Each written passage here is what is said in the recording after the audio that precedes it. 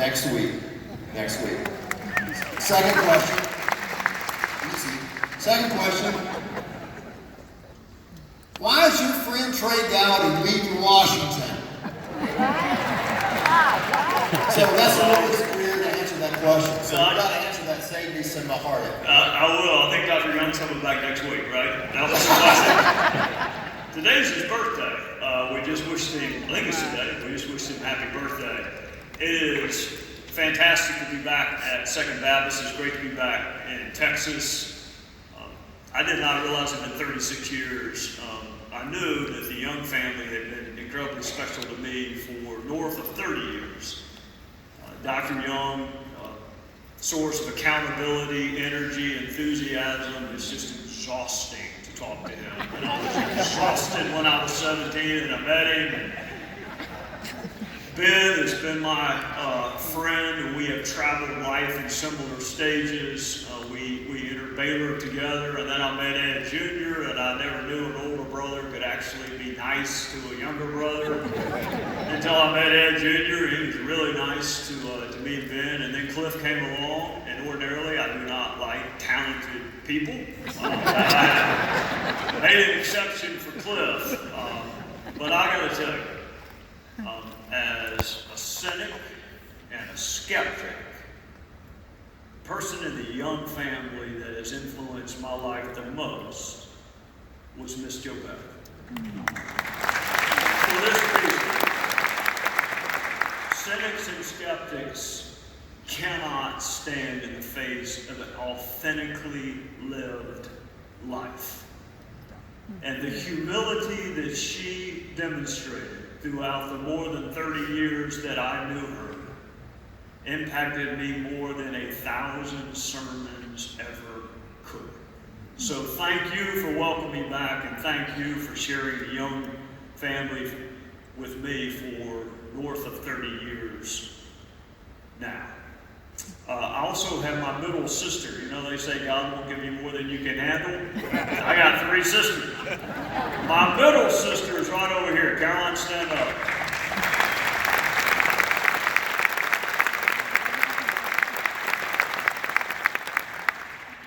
We have a mutual non-aggression pact that we have signed. We will tell those stories about growing up, but Caroline lives in Houston, and we're very proud of her, and I'm looking forward to catching up with her tonight. So Senator Tim Scott and I wish we had a picture of,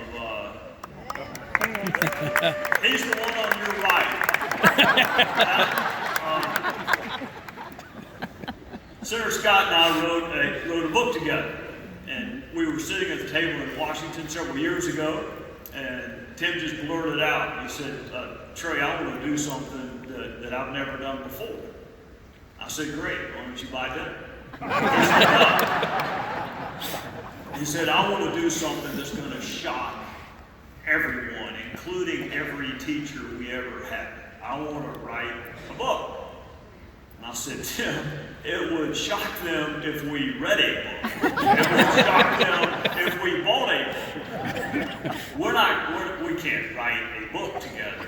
Tim, I mean, what would we possibly write it about? And I started thinking, well, I'd love to write a book about how miserable it is to be in politics and all the terrible, mean things you have to endure when you're running and when you're serving. And I thought, you know what, I'm going to write a book. In 2000, when I decided to run for district attorney, is when I first came face to face with the terribleness of politics and the horrible, mean things people say about you when you're running for office. It was 2000. Terry and I had a little girl named Abigail, and she came into my home office in tears, holding the local newspaper, saying, please tell me it's not true, Dad. Please tell me it's not true.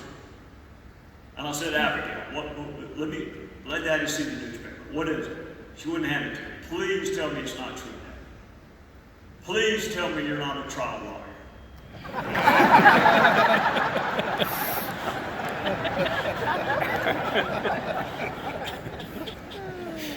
That's actually not as funny as it was when I first told it 10 years ago, because trial lawyers are so unpopular, I think people are waiting for the rest of that. Tim and I decided to write a book on unity. And I know what you're thinking. Y'all picked the craziest time in the world to write a book on unity. I agree that this is a curious time.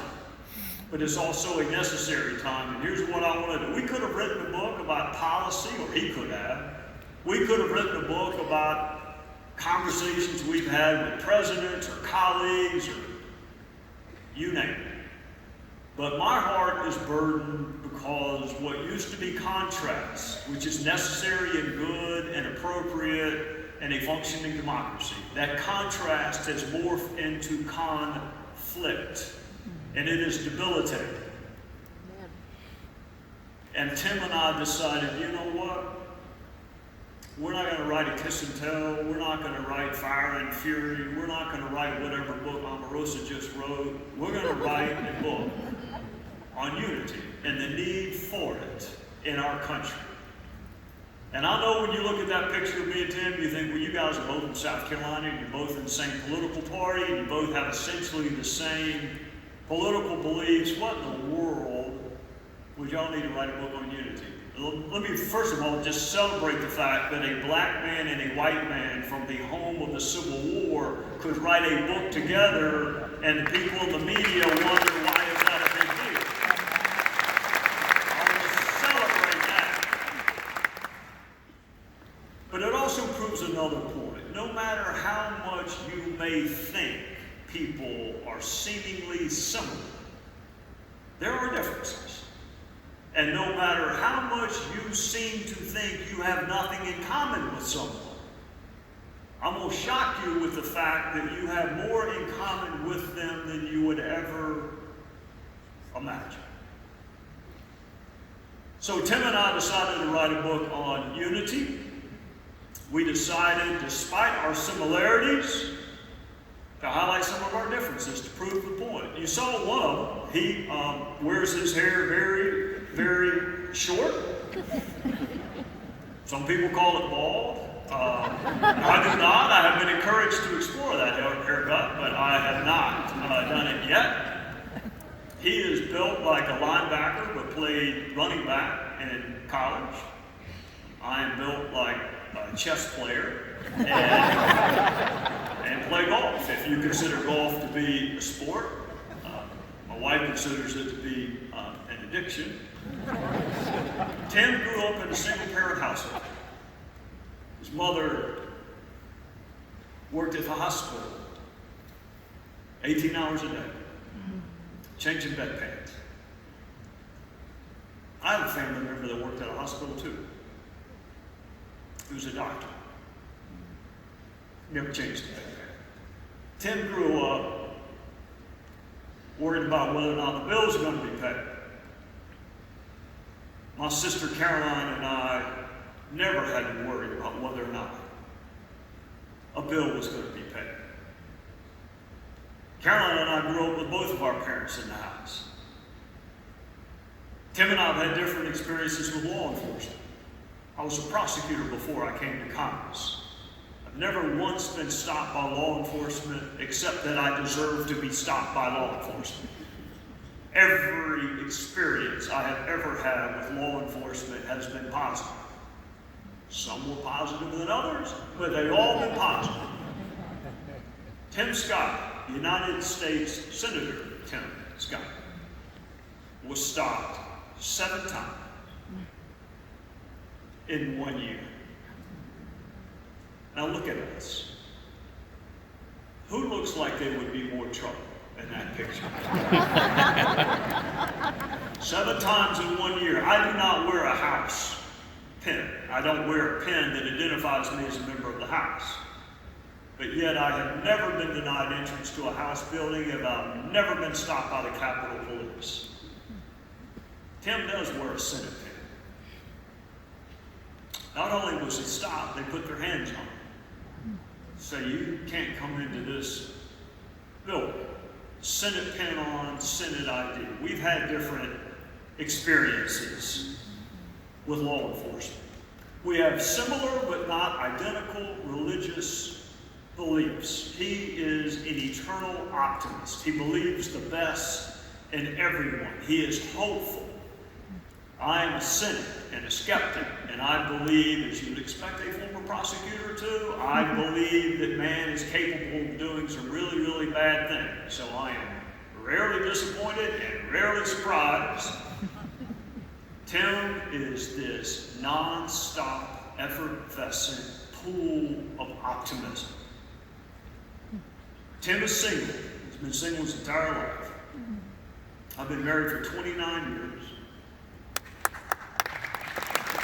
I assume that's for her and not for me. She is the sweetest, kindest, most beautiful person you will ever see in your life. I'll be happy to pass on the applause to her for sticking with me for 29 years of happy marriage. 28 for me and 1 for her. All together, it's 29. Terry and I have 2 children. Tim has no children, which means Tim has never experienced the joy of having a child ask you for money 20 minutes after you gave them some money. And Tim does not know what it's like to have a child that finished college with a philosophy degree, that then just finished law school, that came home from law school to say that he wants to become a professional golfer. I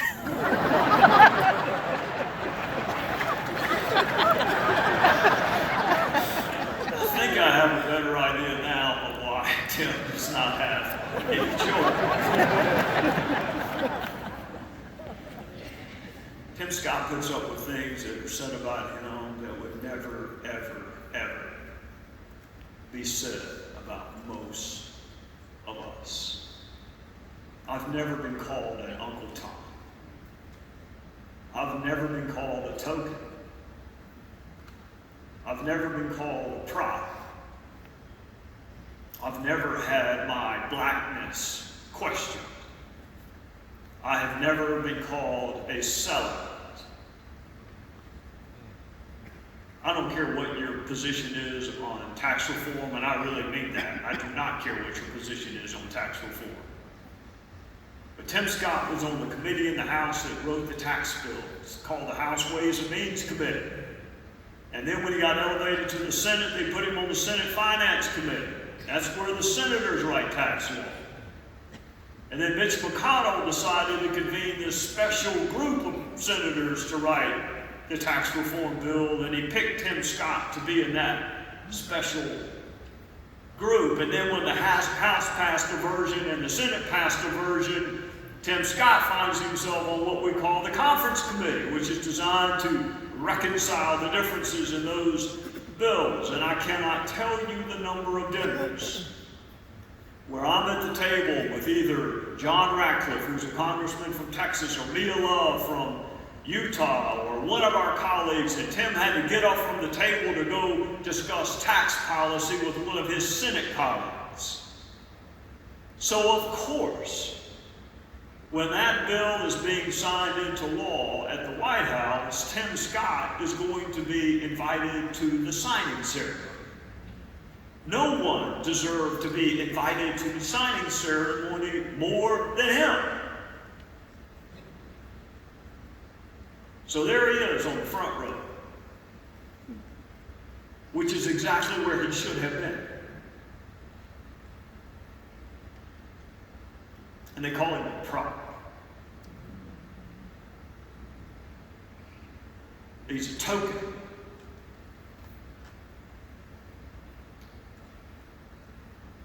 We have some similarities. We have differences, and I realize the blueprints for our lives were different about 4 years ago and would forever be different. About 4 years ago, sitting at that same table we sit at every single night when we're in Washington together, and Timmy decides to tell me a story about his grandfather, Mr. Artemis Ware. Mr. Ware, who lived to be 94 years of age, would hold up the Charleston Post and Courier at breakfast. He wanted to encourage his grandson. There was no father in the household. Mr. Ware was the father figure. So he would hold up the Charleston Post and Courier because he wanted Tim Scott to value education, wanted Tim Scott to value current events, wanted Tim Scott to stay in school and do well in school. So we modeled it. Holding up the local newspaper. You got to stay engaged, stay involved, stay knowledgeable. And I couldn't resist. I said, Tim, we got that in common. My dad did the same thing. My three sisters, me. Different newspapers, Harvard Herald Journal, but he would do it every breakfast, hold it up. If you ask him a question, he might lower it, answer it, and raise it back up. I said, we got that in common, brother. Tim hung his head. Said the difference, Trey, is my grandfather couldn't read.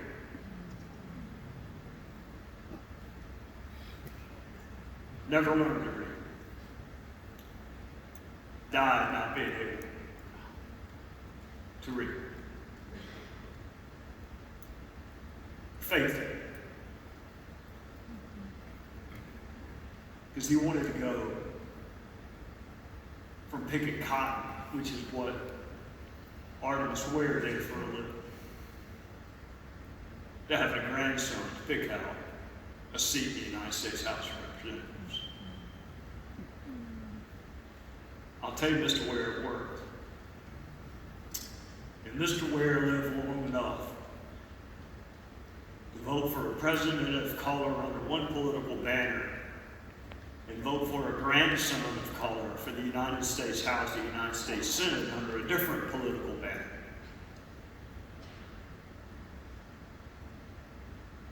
Yeah, we have similarities. We have differences. Our country was founded on contrast. I love contrast. I love the fact that everybody doesn't want to eat at the same restaurant at exactly the same time. I like the fact that we can debate the size and scope of government. I like the fact that you have a different perspective on this issue than I have. The contrast is good. It is what makes life interesting.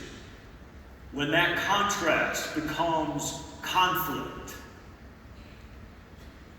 I'm afraid that's where we are. When people are thrown out of restaurants because of who they work for. When kids who have watched school shooting after school shooting after school shooting have a different view of the Second Amendment than us grown-ups. It is fine to debate it, but don't belittle it. We got to get back to having a conversation, and it can be animated, and it can be serious, and you can continue to hold your deeply held conviction. I'm not asking anybody to surrender any deeply held conviction. I'm not even asking you to surrender a lightly held conviction. We got to get back to the point where we can actually have a conversation about it without challenging one another's patriotism or challenging one another's motives. I saw some polling recently, which I'm initially suspicious of. This one might actually be accurate. 66% of all self-identified Democrats do not have a Republican friend. 66% of all self-identified Republicans do not have a Democrat friend. So if you are struggling to understand how the other side could possibly believe what they believe, I don't know where better to go than to someone who actually believes it. And I'm lucky. I live with a 21-year-old socialist. To be very, very clear about this, that would be my daughter, not my wife. My wife may look 21, but she is not 21. My daughter, I was sharing with Ben in the back, my daughter had different views on a number of issues than what I had. Just like when I was 21, I had really different views than what I have right now. But there's no arguing in our house. First of all, it doesn't change people's minds. Arguing people doesn't work. Humiliating them, it doesn't work. If you're about the art of persuasion, arguing and starting a fight is not very persuasive. So why unity? Why write a book on unity? And I know what you're thinking. Look, Gowdy, we're not in Congress. We're not on television. What do you want us to do about it? Here's what I'm asking you to do. I want you to eavesdrop while I ask myself a question. It's not for you, it's for me. I want you to eavesdrop. Are you a Christian who happens to be involved and engaged in the political process? Or are you a Republican or a Democrat who happens to attend church?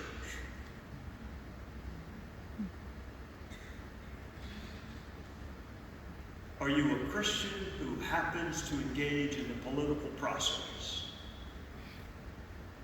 Or are you a Republican or a Democrat who happens to attend church?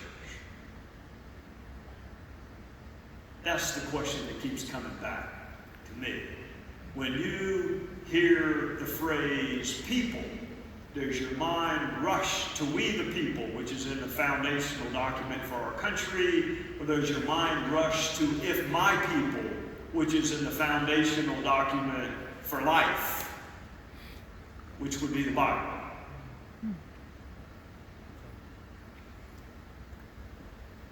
Jesus Christ was the most unifying figure to ever walk on this earth. Think about the barriers that he broke down. For those who want to call themselves by his name, think of the barriers that he broke down. Gender barriers. He broke them, and I don't just mean talking to the woman at the well. Women were among the first to understand the purpose of his ministry, to acknowledge his deity. They were the last to leave him at the cross. They were the first to accept the fact that he had been resurrected. That was radical for his time. Socioeconomic boundaries. Jesus didn't have a ton of nice things to say about rich folks. Something about a camel, an eye of a needle. It's hard. The rich young ruler. It's a tough parable. Socioeconomic boundaries, racial boundaries, gender boundaries, religious boundaries. Anyone familiar with the story of the Good Samaritan? Every boundary you can think to break down, he broke down. Because unity is biblical. Ben will know the verse. I'm going to get part of it right and part of it not right. So I will ask you to forgive my paraphrase. But in Christ there is no Jew, no Gentile, no male, no female. And I'll bet you if he were standing in front of you today, he would say there is no black, no white, no brown, no Republican, no Democrat, no Libertarian, no Independent. So he breaks down barriers. But there's one other thing that we could stand to have in our modern day culture as well, which is someone to build some bridges. Think about it. Jesus bridged the chasm between you and God. He bridged the chasm between life and death, and he bridged the chasm between the temporal and the eternal. Those are three pretty important bridges. If all we do in life is talk and associate with people that are on our side of the river, you don't need a bridge. If you're all living on the same side of the pond, you don't need a bridge.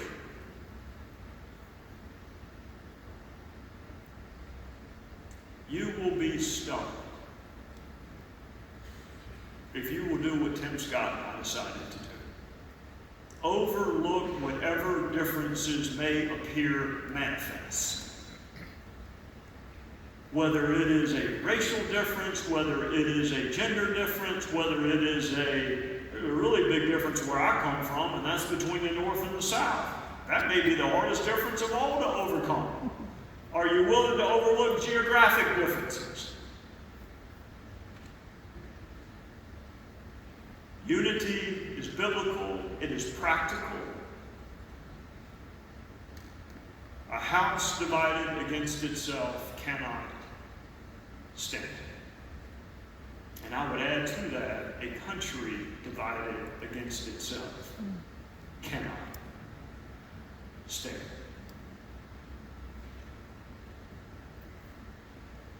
One of my favorite,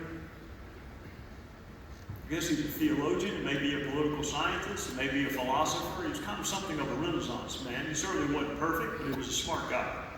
His name was G.K. Chesterton. He said, "It is not that Christianity has been tried and found wanting, or found lacking, or found insufficient. It is that Christianity is really, really hard. Therefore, it is rarely tried."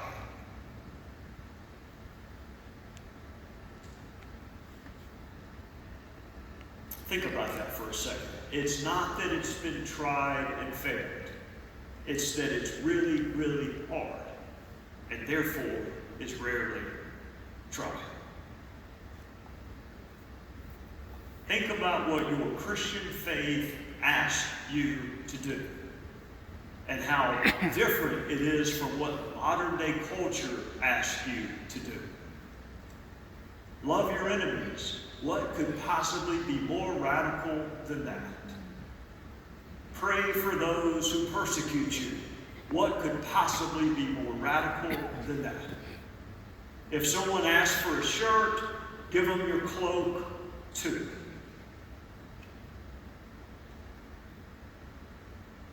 That's why I keep asking myself, where's my identity? Is my identity in a political orthodoxy, or is my identity in the person who said, "Blessed are the peacemakers"?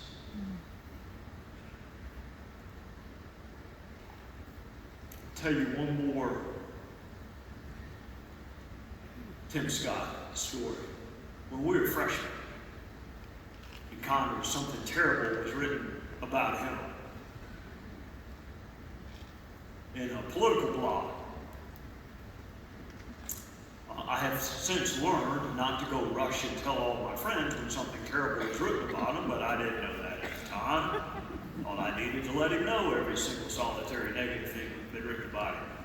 So I read this, and I marched myself down to his office, and I had the article in my hand, and I went right past his receptionist, said, "Tim, we're going to do something about this. We're going to do something about it. I'm sick of it. Now you can say we're dumb, you can say we're wrong, but this is libelous. It is defamatory. And we're going to do something about it." He said, "Okay, close the door." And I thought, we're getting somewhere. Finally. Door closed.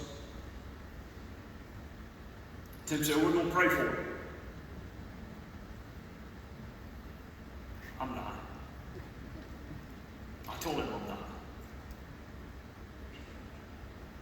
And I did. But I listened as he did. Christianity is hard.